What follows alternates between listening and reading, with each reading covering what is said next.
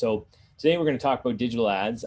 So what are digital ads? So I'll give you a little bit of a history. So September 1993, the first internet ad is sold to a law firm. So we all know, if you're around in that time and you remember Yellow Pages, you used to have these huge books, and law firms would always try to take up, a center page, the centerfold. They would try to see if they could get as big of an ad as they could for their law firm or practice. And so when the first internet ad was sold, it was not surprisingly to a law firm. And this meant a real pivotal change in the industry of how we see ads today. I was just talking to my wife the other day, and I was kind of laughing because I was saying, I don't even really know the last time that I actually saw a real commercial. Like, I don't really watch live TV anymore. I don't, know the last time that I saw a commercial for a product and thought about it. And so it's kind of different when you look back and you think about how you're adapting and growing. Some of the things just fall off and you don't even really pay attention to it anymore. And that's kind of what happened with Yellow Pages. And so ads were born here. And so 1994, pay-per-click ads debuted on GoTo.com. So to give you a little idea what a pay-per-click ad is, that means when you put an ad on the internet, you're charged by how many people actually click the ad. So that's what we call pay-per-click. So October 1994, Hotwire launches the first banner ad for AT&T, receives 44% click-through rate. Today's average is about 0.8%. In 1998, SEO is born and Google begins to index 60 million pages and begins ranking by backlinks and keywords. And then October of 2000, Google introduced AdWords, and that has not gone away. Google loves their AdWords. So in November of 2005, Google Analytics is born. And this really ties into Google AdWords because this gives us the metrics to be able to track how well our ads are performing and how well in conjunction people on our website are coming from those ads and what they're doing. In August 2006, Facebook launches their basic ad options. Facebook then 2007 begins target advertising, where they're targeting users based on their profiles and information they have.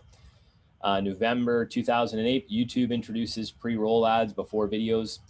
And then September 2009, internet ads overtake TV as the biggest marketing channel. So now we're looking at where we are now. You don't really see ads. Now we're starting to see some of the platforms actually put ads back into some of their streaming content because they realize that people aren't necessarily looking at ads online all the time. And so they want more of that revenue. And so we're seeing that happen. So in April 2010, Twitter launches tweets and trends. Facebook moves to ads and into news feeds. And Google begins targeting mobile devices. Facebook announces video ads, and then Snapchat begins featuring video ads. So as you can see, as we come out of that paper era where all the ads were placed in TV, we're beginning to see it come up again in video ads and kind of completing a full circle, just in a different format and more transparency. So what do digital ads provide? Video ads are shared 1,200% more times than text. So people like video. 90% of consumers haven't chosen a brand prior to beginning their search. So this really ties into how you do your marketing by this one stat. For example, most of us go online before we buy a product and we do some research. We're trying to figure out what type of product we want. We're doing some research. We're trying to understand, the features, the benefits and comparisons, price points, all that sort of thing. And so ads for Google's standpoint are really pivotal in helping users understand and gauge what they want. So I've always said that when you go on a platform such as Facebook and things like that, you're usually not looking to search for something. You're kind of browsing, things are going through your feed, you're scrolling. And when you see an ad, it could be targeted, but most of the time it's an impulse thing where you're seeing that ad and it's triggering your attention. It's captivating you in some way. It's not that you actively went to Facebook to look for this product or service. Now, Facebook is trying to change that a little bit more by, businesses online and groups and things like that. But in a normal sense, you usually go to Google when you're actually looking for something. So you go to Google when you're trying to figure something out, when you're looking for a product, and when you're actively engaged. And so that's why Google has really owned that ad space of 90% of consumers, haven't chosen a product or a brand prior to beginning their search. They're going to Google to figure something out. And we use that term all the time. If you don't know, just Google it, right? So that's where ads really become important. Small business revenue, on average, receive $3 for every $1.60 spent on Google Ads, nearly double. Now, this number may be a little skewed right now because of the influx that we have seen with COVID-19 and everyone jumping online to do ads. You'll also notice that this could also be very different in different industries. Different industries, when you're buying ads online, often have more competition, meaning that those ad prices may be higher. So your cost per ad could be a little more in some of those other areas where advertising is high. So that take that into consideration if those numbers don't completely line up to what you're looking at. 90% of consumers read online reviews before visiting a business. So we probably do this a lot for especially restaurants right now, looking online to seeing how the reviews are of what we're going to eat and what we're going to order. That plays a big purchasing power when we're looking into some of those areas. 76% of marketers don't use behavioral data for ads. 80% of consumers incorporate YouTube videos as part of their decision-making process. So, we all would rather probably, I say, well, 80% of us anyway, would rather see a video describing the product rather than trying to read everything about it, because usually you can get a better feel of and visually see the product. If there's a 3D, version of it or something like that, they do a walk around. Even real estate has jumped a lot with this, where you're seeing the walkthroughs of the homes, where the agent takes you through the home, talks about it, talks about the benefits of it, shows you all the rooms. We're seeing that happen a lot more now. 90% of consumers say ads influence their purchase decision. 70% of mobile searches result in an action being taken within an hour. Now, this could be any form of action. Doesn't mean they actually bought a product, but it could mean that they've filled out a form, they've went to your website, they've wanted more information. So there's some sort of action being taken within that hour. So what are digital ads and where do we see them? So on this screen here, you're going to see that Google is really trying to own this space. They keep changing where their ads are a lot of the times. They're putting in different buttons, shopping buttons and things like this, but this is kind of how it started with ads being at the top left. There's also some shop ones on the right.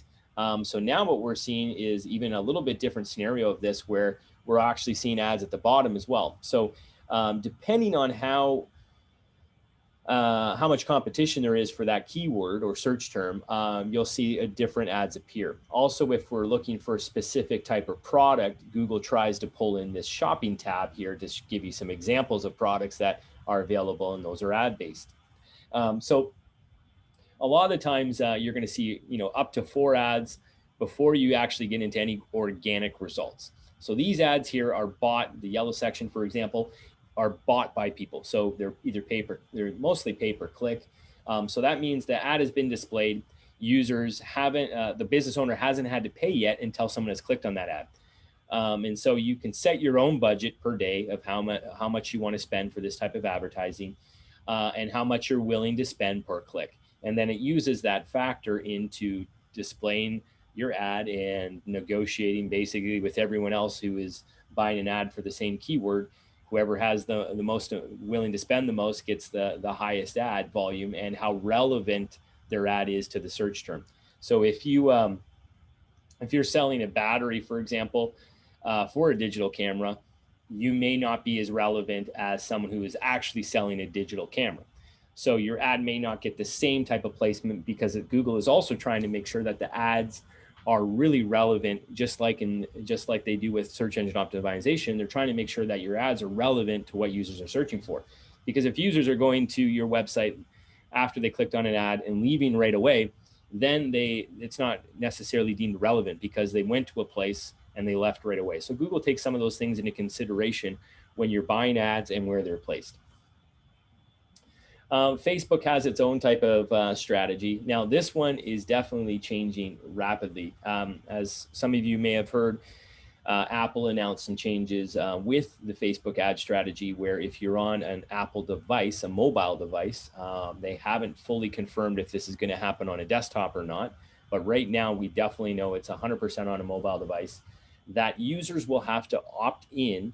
So I will have to opt in as a user of Facebook if I want ads to be targeted to me or not. So it's going to drastically change how we do Facebook advertising, because we used to be able to drill in specifically and be really targeted based on age, gender, location, revenue, interests, all these different things, different behavioral stats that we could tailor those ads to a specific user, retargeting.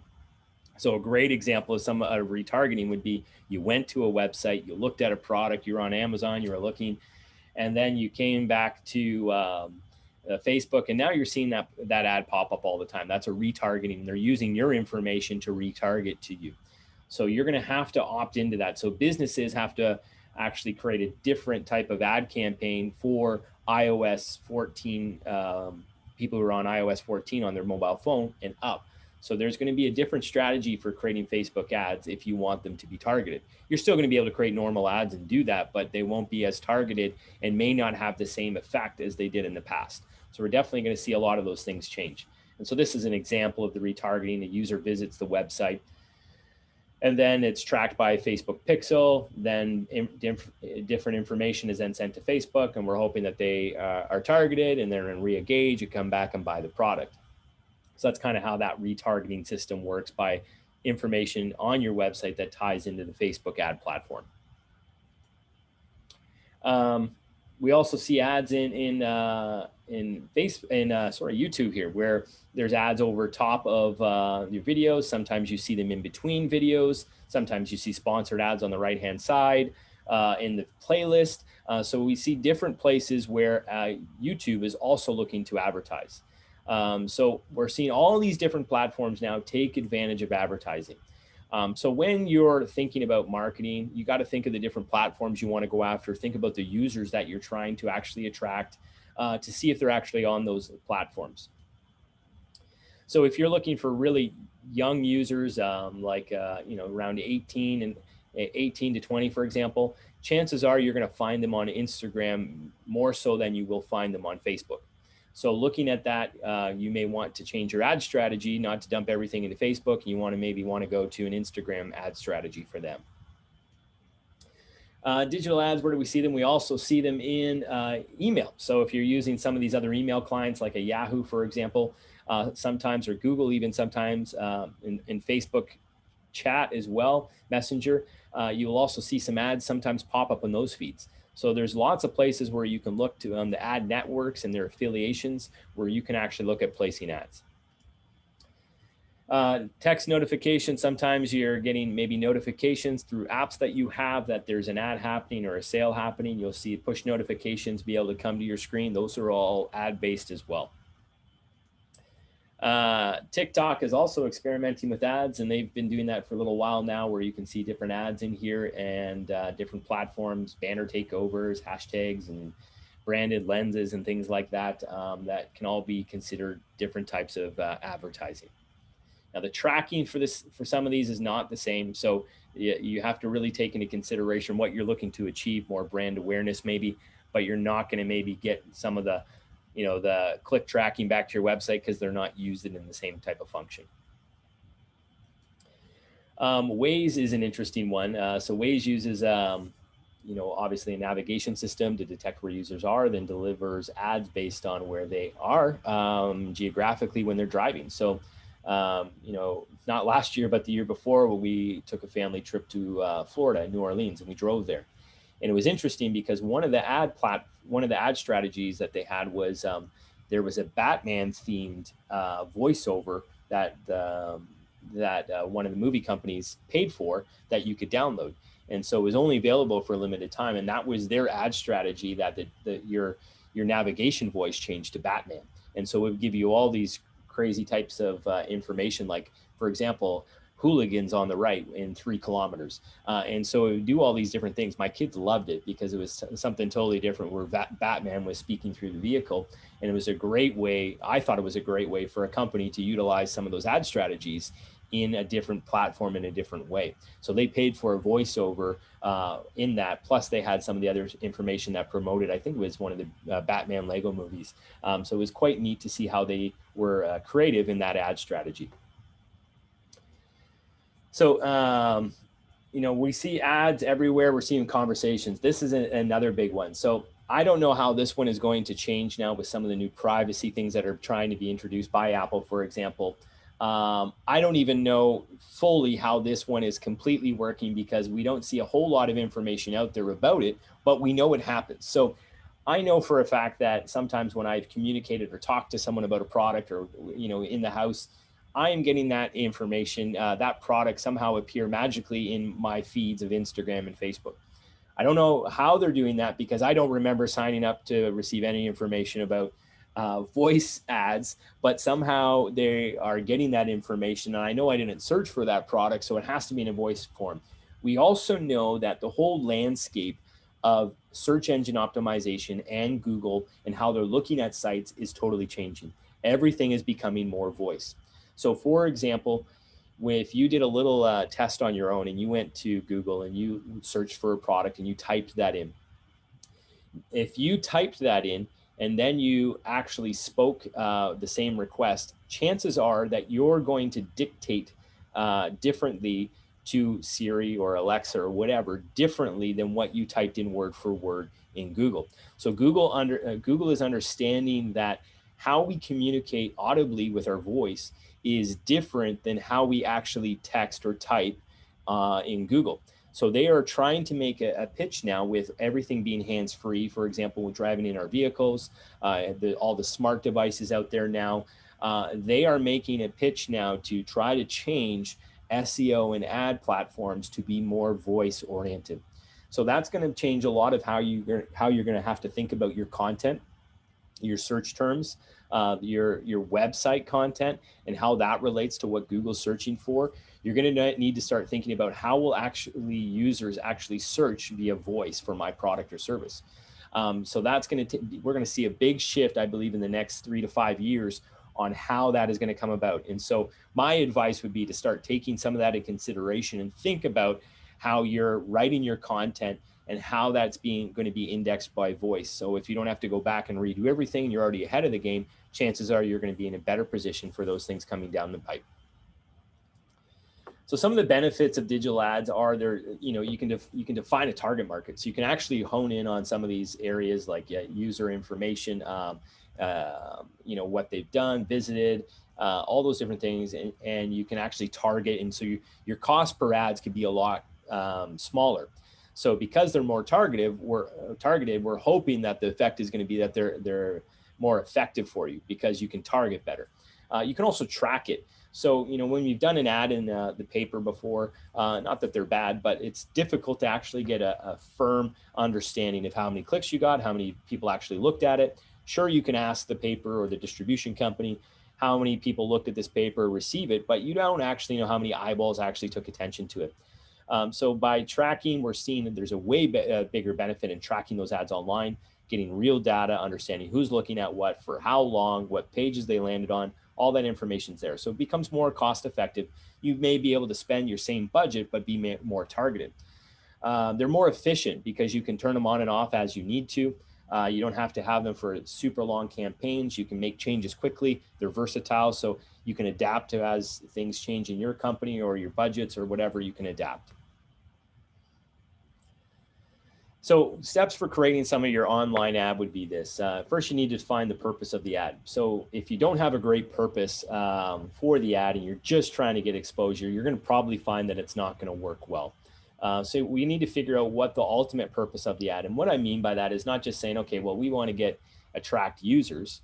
That's great. But what is the end goal? When you're attracting users, what is your end goal? Are you trying to get them to sign up for a piece of material? You want them to fill out a subscription to get on your newsletter? You want them to buy a product? What is the end goal here? Because if that's not clearly defined, you're going to spend a lot of money and not really have a great outcome and feel that ads aren't effective. The next thing you need to do is, once you determine your purpose, is obviously identify your target market. The reason why I say this as step 2 is because it's really, there's a lot of science that kind of goes into thinking about, okay, how would I like to receive content versus maybe my teenage kids? They're going to have a totally different mindset. They're going to view content differently. They're going to have different interests. Things are going to spark them. They're going to have different needs and wants. And so if you're not identifying the right target market with then the different platforms that you want to advertise on, you're not going to see a great return at all. So like I said before, if you're looking for, say, a younger demographic, you're not going to want to invest as much into Facebook. You're going to want to go after things like a TikTok or a Snapchat or an Instagram or some of these other platforms, because that's where those user bases are. And then you're going to want to find out if you're really going targeted, and maybe you're going after a specific interest group, looking at where those interest groups are. So if it's a Facebook group, for example, restaurants, maybe you want to go after, target some of the things on different Facebook groups and look at some of those interests that you can kind of go after and try to find those people. So really identifying your target market, ages, demographics, locations, all that is really going to help you understand how to plan that. And then you get to create your content, right? Because that content, that pitch, that sales call, that all those different things are going to relate to the content and the market that you're going after. So then you map out the sales plan. So step one, they click on the ad, then what happens? They follow the channel. What's your end goal? How do you track it? How do you get them back into your sales process? And then after, if everything's good and going, then you just kind of rinse that thing and repeat it and move on. So that's kind of the steps you would take in doing that. You're going to want to plan out with your creating your content, your visuals as well. If you're doing any visuals, that's going to have to line up with all those other processes as well. So define the ad's purpose. So state your purpose, is it views, clicks, orders, determine your platform. So whether it's Google, Facebook, Instagram, any of the other ones, and then set an end date. You don't want this ad going on for forever, because you want to be able to actually have a plan in place to be able to track the effectiveness of it. So if it's just going on forever, you're not going to have a good gauge of what's happening. Also, you're probably going to want to look maybe at quarterly goals, because we know that in business, quarters change. There's different seasons for different things happening. So lawn furniture, for example, is not going to be one of those things that you're probably buying in December. So you're going to see that your ads are not going to probably perform as well as they would in the springtime. So looking at quarters and how that lines up with your objectives is key to tracking and understanding whether you did well or not, because it may not be that your ad was bad in December. It just was the wrong time to place that ad. So looking at some of those scenarios and understand the differences will help you understand how you can make that ad most effective. Your demographics, so looking at your ages, your genders, your geographic, your location, that all plays into how you develop that ad. Looking at some of the other things like their interests, their hobbies will also help, because then you can find things that relate to them better and make sure that you're targeting them better. Looking at their behaviors, their loyalty, do they like your product? Have they used it in the past? Reasons for their purchasing. Maybe you're solving for a need. So looking at some of those things will help you be able to really be effective and narrow in on some of that ad strategy. So looking at the content, define your target market, what sparks their interest. So that can be promos, that can be, information, maybe it's price, maybe you're solving for something. How are you defining that? Location. So where do you want your ads to show up? So you can actually say that I want my ads only to be in this geographical location. So maybe I only want people who are in St. Catharines to see this ad. So I'm going to narrow that ad to this area, this pocket, and then this is going to be my budget. Define your timing. So even looking at some of those ages may help you determine the time of ad. So, maybe if you're looking at seniors, maybe it's better to look at different times of the day to put that ad out. Maybe there's other groups that you're going after and you want to look at the late night crowd. So maybe you want to run those ads, at late night for some reason. So depending on what your timing is, it could also affect your ad strategy. And then again, obviously seasons and months, with like we talked about with that lawn furniture is a great example.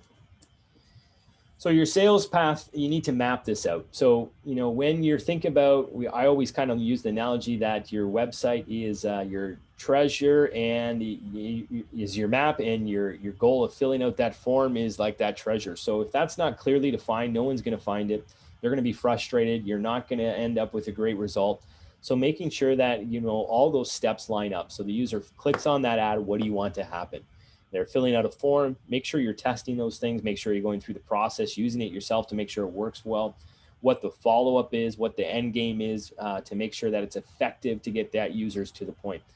So maybe you're going to, after they've clicked on this form, you're going to send them a follow-up email. So making sure all those things work in conjunction together to make sure that your ads are performing well. So sales path, the user sees our ad after searching for a product in Google. The user begins to see our secondary ads ad in Facebook and then the newsfeed. Again, this is going to change a bit with some of the new things that Facebook is doing.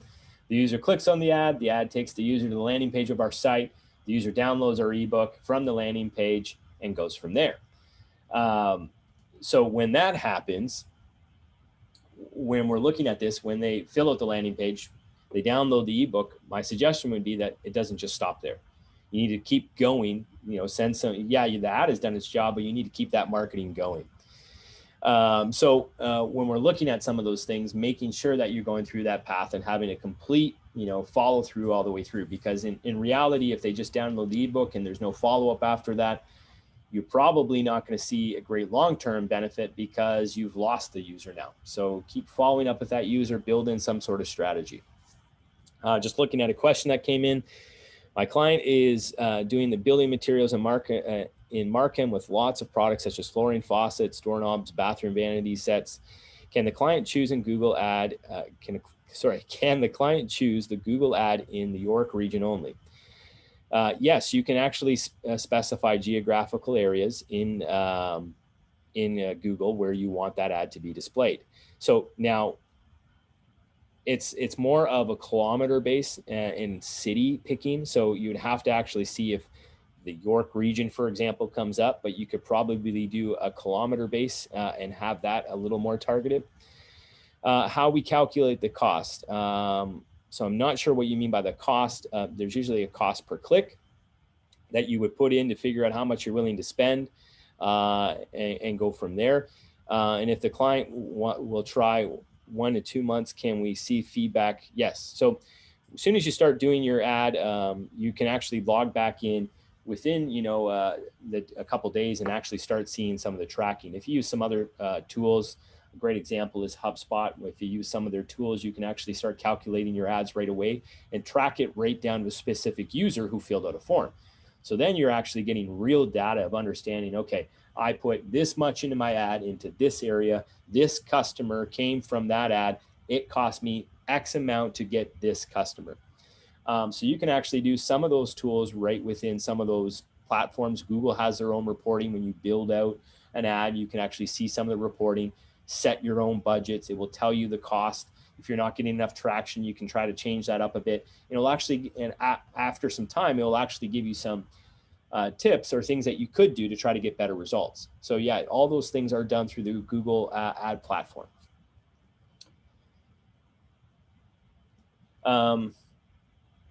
So now looking at mapping out that sales path. So a couple things to remember is that don't be overly sales focused.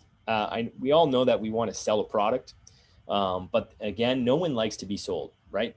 You'll find that your ads, if you're talking about a product, like you're not trying to, Google sometimes says buy now or save today, and those things can work, but it's not going to work for every group that you go after. Usually we find that if you're providing better value, your ads will probably work better. So people like to see the value for something. They don't want to necessarily always want to be forced into buying a product. They want to understand that what they're getting has a lot of value. And so usually when we do any comparisons online for products or shopping or anything like that, usually it's not always a price issue when people don't buy a product. It's that they haven't seen the value associated with that price. So what I mean by that is you could have a couple products be the identical price, or one even be higher, and the user will go with the higher one if they found more value for it, if it's worth it, right? So we don't mind spending extra if we feel it's worth it. So when we're talking about products and loyalty and everything online, the key thing to build is value, trust and value. If your customers feel that there's going to be enough trust and value in what you're offering, they don't mind spending more because they understand that it's a return for them. That's an investment and they're willing to pay into that. But if they feel like, I've gone to this website, it doesn't look legitimate, I don't know if I can trust it, I don't know if this product is valuable, it doesn't really matter how cheap it is, they're going to feel like, I don't know if I want to put my credit card in here.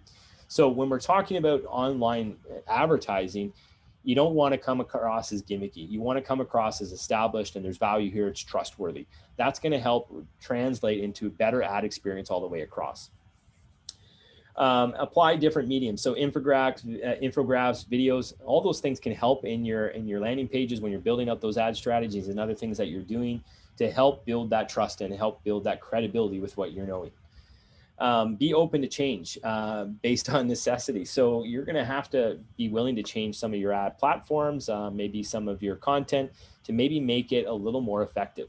Again, we don't all search the same way. We don't all, have the same mindsets. We're all different there. So you're going to want to try some different variations to see what works best.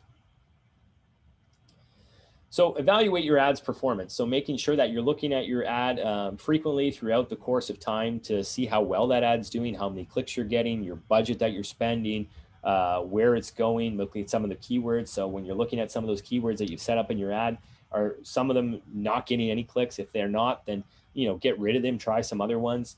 Looking at all those different things, take note of what worked and what didn't work, and ask yourself why. So again, when I say ask yourself why, I'm going back to the aspect that maybe it's not the ad that's not working, maybe it's the timing, maybe it's the platform, maybe it's the way you're pitching it. So looking at all those things, maybe it's you're getting a lot of people click on the ad, but when they come, they leave.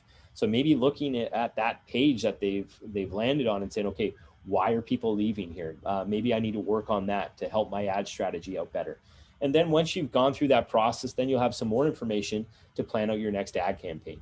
And so just remembering that no one likes to be sold, especially when you're online. When you're crafting any online ad, remember to always provide value, be genuine, and strike when the iron's hot. Do this and you'll be sure to see your online results grow. So looking at everything we talked about, if people always ask me, what's a good budget to start with? And that's going to be different for every area. I usually say, if you've never done any sort of ads, take $250, throw it in there and just play around for a bit until you're comfortable. And then from there, you're going to have a better understanding of, what you want to do. If you're comfortable putting in a bigger budget, great. But then I would encourage you to try out a little smaller just to get your feet wet and to make sure you understand the platform and everything that's involved with it and to see what you can actually do. And then go from there, start off with a small budget, see how it's working, understand how Google or Facebook or all these other platforms look at your ad data, what type of reporting you get back, how it's tracked, how users are using it, the engagement you're getting. And then from there, you can make a better decision on what you want to do long-term. I always find that ads always work. It's just trying to find out that scenario. So you may have to do a bunch of testing to get it to be the effectiveness that you want. You may need to play around with different types of images, different content, maybe different hooks or pitches that you want to go after to relate. Maybe you need to split it up over a couple different channels to get the best out of it. But those type of things are all things that you just learn. There's not necessarily a proven track record every time. So even when we do ads for companies, we do a couple of different variations to try to see what's going to perform best, because it's not set in stone every time. And especially with the landscape we're changing right now with COVID and the amount of people online and what they're searching for. And, things are going to change. Things are going to look different. So don't be afraid to try and change it up. That's part of this. And then once you get going, you're going to find out what starts working well for your business and what doesn't. And don't be discouraged. Sometimes it doesn't always get instant sales right away. So, and don't be discouraged about that, because when we think about marketing in any sort of form, it takes a number of tries before a customer, if they've never heard about you, is usually interested in buying your product. So if you think about yourself, if I just sent you over an ad right now, would you be willing to buy right away? Probably not. There's probably going to be a little bit of a process that you go through to make that buying decision. Unless it's an impulse buy, you're going to take some time. You're going to want to probably see multiple ads. You're going to want to hear about my product more than one place. You're probably going to want to warm up to the feeling before you're actually ready to buy. And that's normal. So don't be discouraged if you go and create an ad right away and you're not getting like instant sales. It typically doesn't happen that way. So there is a process that you go through. And that's why we say you got to rinse and repeat it and fine tune it until you get to where you want to be. Another question here, can you send the slides? Yes, we will. We'll get a copy of the slides, and we will definitely send it off to the Enterprise Center, and they will email it out to everyone who's interested. So that kind of ties